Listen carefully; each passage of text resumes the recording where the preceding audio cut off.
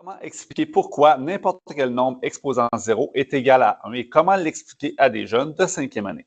Eh bien, selon moi, la façon la plus simple, efficace et surtout vraie de l'expliquer aux jeunes, c'est avec la régularité. Ce qu'il faut comprendre, c'est que l'exponentiation, c'est une multiplication qui est répétée.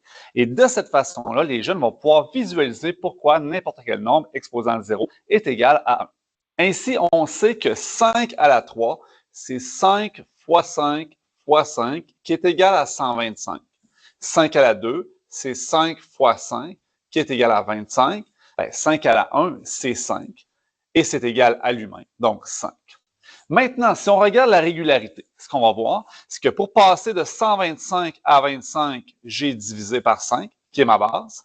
Pour passer de 25 à 5, j'ai divisé par 5, qui est ma base. Donc, logiquement, pour passer de 5 à la valeur de 5 exposant 0, je dois aussi diviser par 5. Et 5 divisé par 5 va me donner 1.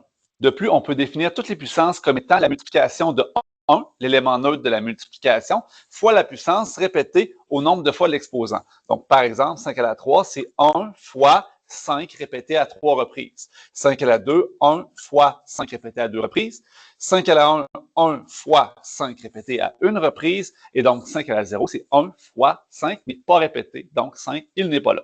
Et ce qui est intéressant, c'est que de cette façon, on est capable aussi de définir les exposants négatifs. Donc, 5 exposant moins 1 sera 1 cinquième, parce que j'ai divisé encore par 5. Et 5 à la moins 2 sera égal à 1 25e, car j'ai encore divisé par 5.